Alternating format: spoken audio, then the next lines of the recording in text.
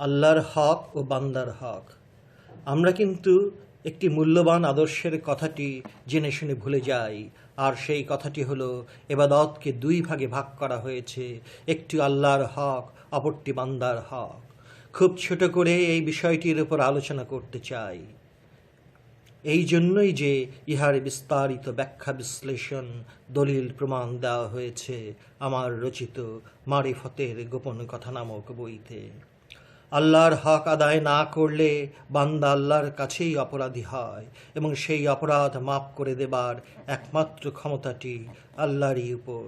আল্লাহর হক কি কি ইহার বলে দিতে হয় না, এবং বলার প্রয়োজনও মনে করি না, কারণ এটা কম বেশি সবারই জানা থাকার কথা। বান্দার হক যদি আদায় করা না হয়, তাহলে যাকে হক হতে বঞ্চিত করা হয়েছে সে যদি মাফ না করে, তাহলে আল্লাহ মাফ করার বিধানটি রাখেননি। সুতরাং বান্দার হকটি খুবই মারাত্মক বিষয়, ভয়ঙ্কর ব্যাপার, এবং বিব্রতকর অবস্থায় ফেলে দেয়। কোরআন বলছে, তুমি কি সেই মানুষটিকে দেখেছ যে ইসলামের উপর মিথ্যা চাপিয়ে দেয় অথবা মিথ্যা আরোপ করে? সেই মানুষটি যে এতিম হতে মুখ ফিরিয়ে নেয়। এতিম হতে মুখ ফিরিয়ে নিলেই যদি ইসলাম হতে প্রথমেই বাদ পড়ে যায়, তাহলে এতিমের আমানত খেয়ানত এবং এতিমের হক মেরে দিলে কি রকম ভয়ঙ্কর অবস্থাটি দাঁড়ায়। বুকে হাত রেখে নিজের বিবেককে বারবার প্রশ্ন করে দেখুন তো। এই অপ্রিয় সত্য কথাটি সব ফেরকার আলেম উলামারা এক বাক্যে স্বীকার করে। আল্লাহ বলেছেন যে, তোমরা যতই চালাকি করো না কেন, আমার চেয়ে বড় চালাক নও। কেন এই কথাটি তুলে ধরলাম? মানুষ নিজের স্বার্থের প্রশ্নে ফাঁকিবাজ। ফাঁকিবাজিটা তখনই উঁকি ঝুঁকি মারে যখন স্বার্থের উপর আঘাত আসে। বান্দা চালাক, তাই মনে করে আল্লাহর ইবাদত বন্দেগী পালন করলেই বেহেশতে যেতে পারবে। কিন্তু এতিমদের থেকে মুখ ফিরিয়ে নিলে, এতিমদের আমানত খেয়ানত করলে, এতিমদের আর্থিক সম্পত্তি মেরে দিলে বেহেশতে যাবার প্রশ্নই উঠতে পারে না। হ্যাঁ, তখনই বেহেশতে যেতে পারবে যখন এতিমেরা তাদের হক মেরে দেবার পরও জেনে শুনে ক্ষমা করে দেবে। বান্দার হক আল্লাহ মাফ করে দেবার বিধানটি আল্লাহ নিজেই রাখেননি।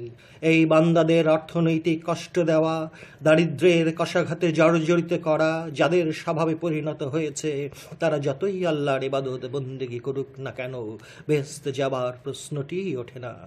এখানেই এবং এই বিষয়েই বেশিরভাগ বান্দা মার খাবে এবং আল্লাহর দরবারে বিচারের মুখোমুখি হতে হবে। এজন্যই বলা হয়ে থাকে যে অধিকাংশ মানুষেরই জাহান্নামে যাবার বেশি সম্ভাবনা আছে। এই বান্দার হক নিয়েই অনেক বান্দার আল্লাহর দরবারে বিচারের মুখোমুখি হয়ে জাহান্নামে যেতে হবে। যদি কোনো দেশের সরকার বেকারদের বেকার ভাতা দেবার ব্যবস্থা করে, বাসস্থানের ব্যবস্থা করে, চিকিৎসার ব্যবস্থা করে এবং সন্তানদের দায় দায়িত্ব গ্রহণ করে, তাহলে সেই দেশে কমিউনিজম প্রবেশ করতে পারবে না।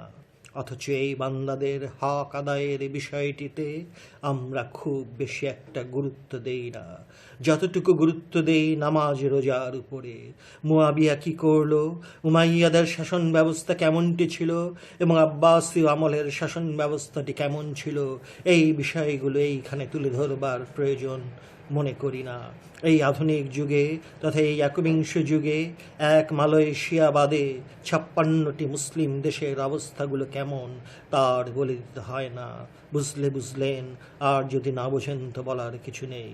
ইতিহাসের জনক হেরোডোটাস আমাদের যেমন ইতিহাস লিখতে এবং পড়তে শিখিয়েছেন, তেমনি বিশ্ব ব্যাংকের এককালের প্রেসিডেন্ট ম্যাকনামারা কমিউনিজমকে ঠেকাবার ট্যাবলেট ক্যাপসুল নামে পরিচিত এনজিওর মাধ্যমে মানব সেবা করার প্রতিষ্ঠানগুলোর জনক।